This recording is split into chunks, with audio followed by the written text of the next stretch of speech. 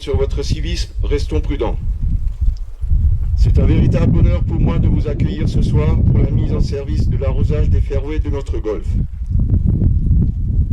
Nous attendions avec impatience ce moment pour améliorer notre terrain et la qualité de notre jeu. Nous avons tous l'objectif de devenir meilleurs. Je pense que vous êtes d'accord avec moi. Depuis sa création en 1998, nous n'avons cessé d'améliorer notre parcours. Nous voici aujourd'hui à une étape cruciale pour notre golf, l'arrosage des 18 fairways. De ce site, puisque, oui, comme quoi, hein, tout a une suite. Et en fait, c'est depuis le transfert donc, par la ville de Sarrebourg, c'était en 2019, février 2019, le transfert du domaine, mais aussi de la délégation de service public, donc qui lie le golf à l'équipement, donc à la communauté commune. Pourquoi ? Parce que pour nous, le golf, déjà, il dépasse de loin les limites de la ville de Sarrebourg et même de celle de la communauté de communes, mais aussi et surtout, c'est un équipement structurant. C'est une valeur ajoutée à notre attractivité du point de vue économique et touristique. D'ailleurs, nous avons de plus en plus de membres d'Alsace. Je ne sais pas s'il y a des Alsaciens là ce soir. Ils sont là. Ils sont là. Alors ils sont un peu masqués, hein, parce qu'ils ne veulent pas encore trop se révéler. Mais en tout cas, voilà, on est heureux de les avoir. Et pour la plupart, il y en a qui viennent de l'Eurométropole. Donc à eux maintenant de faire ce déplacement qui nous est évité aujourd'hui. Je voudrais saluer bien entendu l'ensemble des invités, et tout particulièrement le sous-préfet, le député, le maire de Sarrebourg, le conseiller départemental, les collègues maires de notre communauté de communes, et vous toutes et tous, et bien golfeurs, et dont j'en étais, mais j'en suis de moins en moins. Bon, je me suis quand même inscrit dimanche, il n'y a pas d'intempéries, on verra. Mais en tout cas, j'essaie de temps en temps de participer à vos rendez-vous. Donc, le golf, c'est un élément structurant, un élément d'attractivité, mais pour l'être, eh bien, il faut qu'il soit irréprochable. Il faut que ces équipements, le terrain, les équipements, soient irréprochables et toute l'année, toute saison. Et comme vous constatez que d'année en année, eh bien, nous subissons des épisodes de sécheresse et qui, bien entendu, dénaturent cet équipement et rendent le sol très dur. C'est de la terre battue, ce qui empêche, bien entendu, d'y prendre beaucoup de plaisir et surtout de réaliser des performances. Donc il était indéniablement évident qu'il fallait un jour arriver à faire cet équipement d'arrosage. C'était pas dans notre idée au départ, hein, Michel, on voulait quelque chose de très rustique qui vivait au fil de l'année. Mais bon voilà, le climat il a ses raisons et on le sait malheureusement que ça ne va pas s'arrêter là. Donc on anticipe un peu maintenant pour avoir quand même une saison golfique tout à fait performante et qui soit pérenne sur le long terme. Maurice vous a parlé de cet équipement, donc effectivement 450 000 € d'investissement hors taxe avec des participations, et je remercie notamment le sous-préfet, l'État, pour les 118 000 € qui sont donnés au titre des îles, donc la dotation de soutien à l'investissement local. Et puis la région, mais on attend encore confirmation, il y a une réunion prochainement, de 70 000 €, donc 188 000 €, c'est-à-dire de l'ordre de 45% du financement. Le reste, eh bien, c'est à charge de la communauté de communes et, comme l'a dit Maurice, à charge de l'association du golf, qui d'ailleurs respectera ce qui est écrit dans la DSP, c'est-à-dire vous y participez à hauteur de 50%. 5 hectares, mais dans un golf, on arrose en principe moins d'un quart, c'est-à-dire à peu près 15 hectares sont prévus à être arrosés. Jusqu'à présent, il y avait déjà de l'arrosage pour les départs et pour les greens. Maintenant, c'est aussi la partie de jeu, la plaine de jeu, le fairway, qui est arrosé lorsqu'il le faut. Et le golf peut le faire. Alors, ce qui est prévu par les règles, c'est de ne pas utiliser l'eau de ruissellement, puisque l'eau de ruissellement doit d'abord servir, surtout en ces périodes-ci, à alimenter les ruisseaux, les rivières et au-delà nos étangs.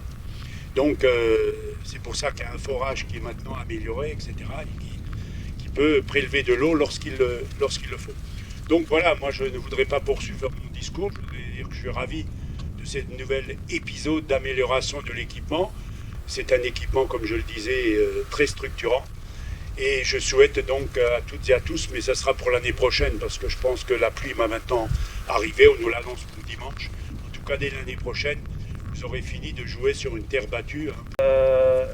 J'étais venu avant l'épidémie lors de l'une de vos assemblées générales. J'avais pu me rendre compte que c'était quelques mois après ma prise de poste de cet bel équipement. Moi, mon intervention, c'est juste deux questions, enfin deux points. La première, effectivement, vous l'avez dit, c'est l'attractivité du territoire. Attractivité du territoire, bien sûr, vous êtes pratiquant, vous connaissez ce golf, mais pour un territoire touristique, c'est très important de pouvoir proposer ce type de prestations également. Et c'est un équipement, vous l'avez dit, communautaire. C'est pour ça que vous avez pris en gestion cette compétence-là qui a été ensuite déléguée par le DSP à l'association.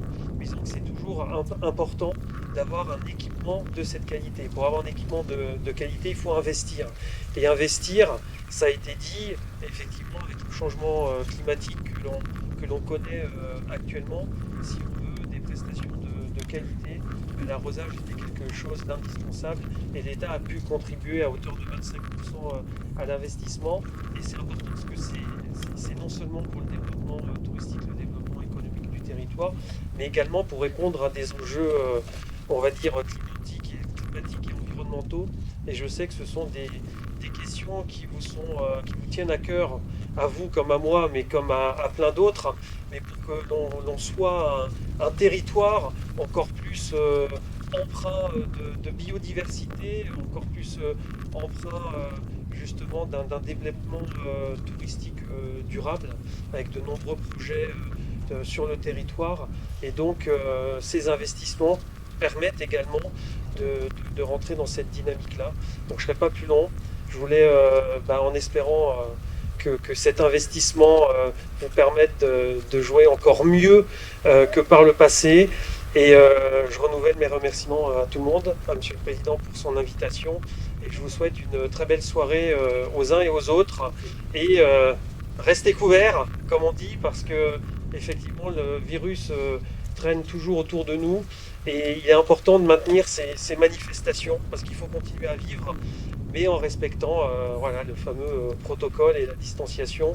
Donc très belle soirée et voilà. Merci à tous et à toutes.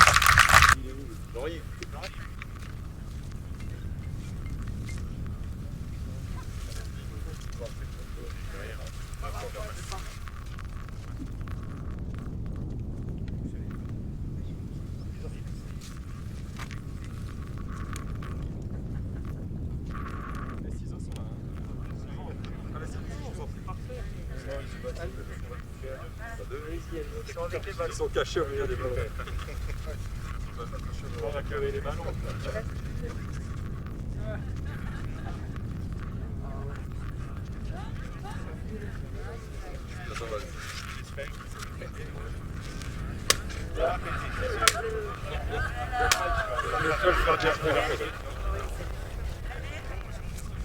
Allez, t'es prêt?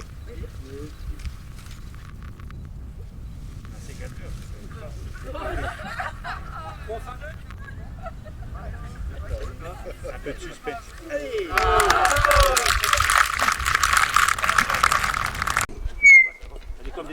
Allez, on tourne. Allez, on tourne.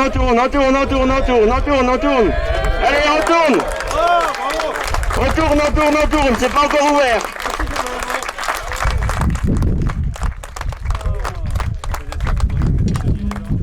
Et voilà, c'est parti pour l'arrosage. Vous aurez le déroulement de la cérémonie.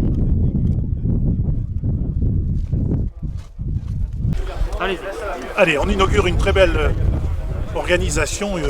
Ici, un investissement important réalisé par la communauté de communes pour assurer l'arrosage au niveau du golfe. C'est absolument nécessaire avec l'évolution climatique aujourd'hui où on a des épisodes de canicule beaucoup plus importants.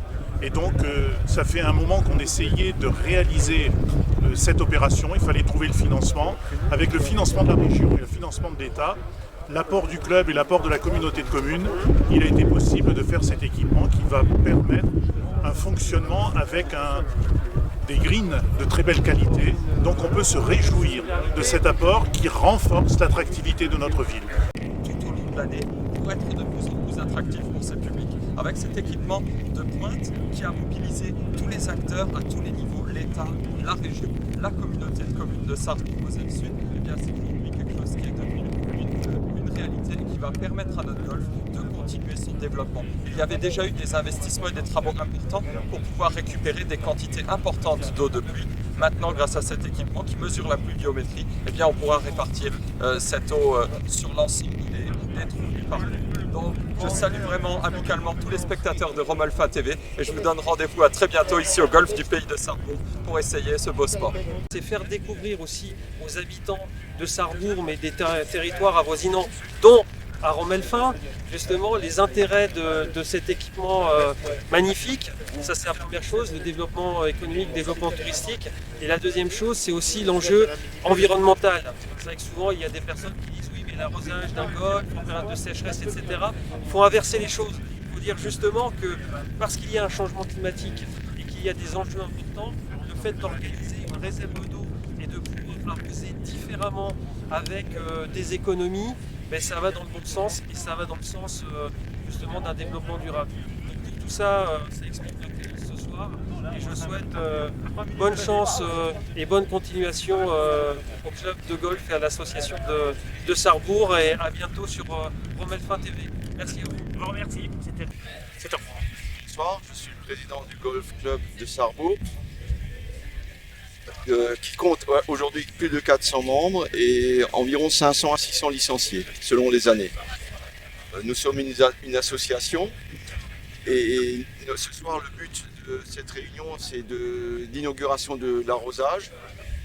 Sachez que tout le monde peut venir jouer au golf à Sarrebourg. Il n'y a pas de limite d'âge, enfin, c'est à partir de 4 ans, il y a le Bibic Baby Golf et après il n'y a pas de limite d'âge. Tant que vous êtes en forme, vous pouvez venir jouer au golf. Pour les renseignements, pour les tarifs et tout ça, le club est ouvert à toute heure et pour n'importe qui.